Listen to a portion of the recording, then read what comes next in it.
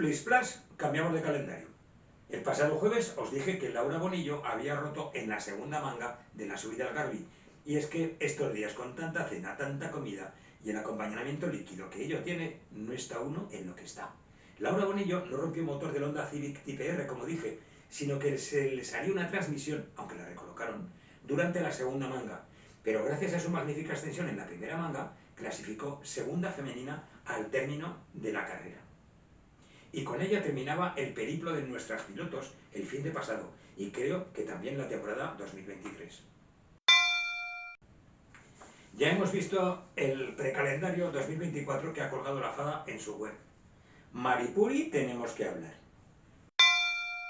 La semana que viene nos permitiréis que no aparezcamos en vuestras redes, nos tomamos un descanso y sobre todo os dejamos en paz unos cuantos días. Que tengáis una magnífica despedida de año y una mejor entrada del 2024. Para nosotros deseamos que la próxima temporada sigáis pensando esto. Me gusta aragonracing.es.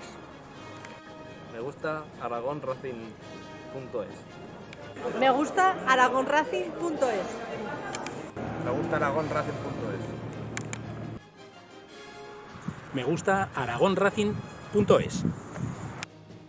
Me gusta aragonracing.es. Me gusta aragonracing.es. Me gusta aragonracing.es. Me gusta aragonracing.es. Me gusta aragonracing.es. Me encanta aragonracing.es. Me gusta aragonracing.es. Me gusta aragonracing.es. Me gusta aragonracing.es. Me gusta aragonracing.es. Me gusta aragonracing.es.